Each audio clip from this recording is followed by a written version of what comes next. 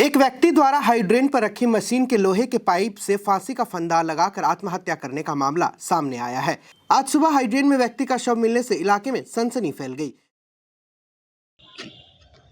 আমার পুদিটাও 2 বছর আগে মারা গেল, এই দাদাটাও মারা গেল। আমরা রাত্রে খোঁজাখুঁজি করছি, কার দোষ কার গুণ কিচ্ছু বলতে পারবো না আমরা।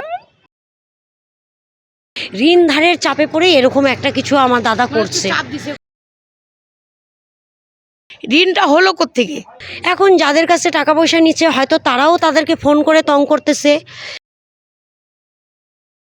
सिलीगुड़ी के झनकार मोड़ के पास विश्वनाथ घोष नामक उक्त व्यक्ति का फंदे से लटकता हुआ शव मिला।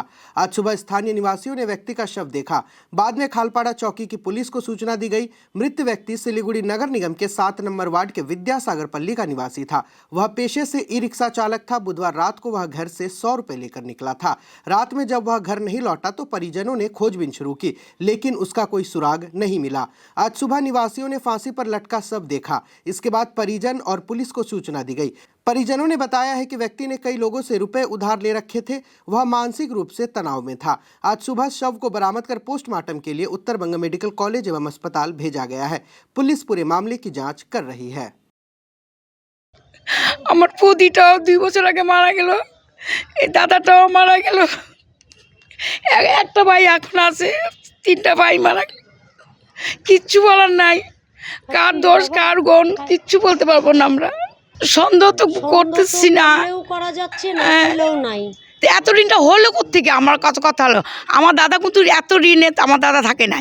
ঋণটা হলো কোত্থেকে ওইটাই আমাদের কথা। ঋণটা তোরা কোথা থেকে এত ঋণ করলি, কিসের জন্য ঋণ করলি? ঘর জামাই থাকে, জামাই ঘর জামাই থাকে, ওনার মেয়ের জামাই থাকে, ছোট মেয়ের জামাই থাকে। মেয়ের নাম ও তো 1 পয়সা কারোর ঋণ করবে না, ওই ঋণ করা ছেলেই নাই। ও এত ভালো ছেলে বাবা, ও কারোর সঙ্গে কোনো ঝুট ঝামেলা যায় না। 55 বছর বয়স। তো সঠিক জানি না। আমরা রাত্রে খোঁজাখুঁজি করছি 1:30 থেকে 1:45 যখন আমরা শুনছি যে দাদা নেই বাড়িতে, আমার হাজব্যান্ড আর আমাদের যে দাদার যে জামাই, ছোট মেয়ের জামাই, সে মিলে গোটা জলপাই মোড়, নৌকাঘাট, এমনকি পুলিশ ফাঁড়ি, প্লাস এমনকি আমাদের হলো ওই যে রেলগেট, সব জায়গায় খুঁজছে। খোঁজার পরে যখন ওরা পায় নাই, পাক্কা সোয়া 2টায় ওরা বাড়ি আসছে। বাড়ি আসার পরে ওরা বলছে যে ঠিক আছে দেখা যাক, সকাল হলে আমরা সেটা ব্যাপারটা দেখব। তো সকালবেলা আমাদের বাড়ির পার্শ্ববর্তী এলাকারই আমাদের দাদা হরিদা, সে সকালে মর্নিং ওয়াকে যায়। সে খৈনি খাওয়া অবস্থায় মানে দেখছে যে দাদার দেহ ঝুলতেছে। তখন এসে আমাদেরকে ডাকাতে, তখন আমরা জানি যে আমাদের দাদা আর এই দুনিয়াতেই নেই। সেটা আমি সঠিক জানি না, তবে এতটুকু আমরা জানি যে ওদেরই পারিবারিক ব্যাপার মনে হয় কিছুটা আর কি। ওরা ঋণ ধারের চাপে পড়ে এরকম একটা কিছু আমার দাদা করছে, হয়তো এরকমই।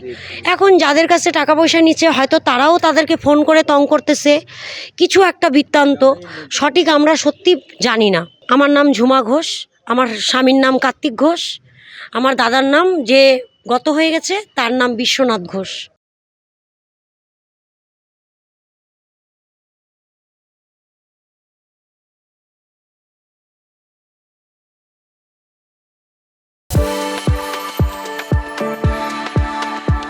We are the dreamers, the achievers, and the leaders.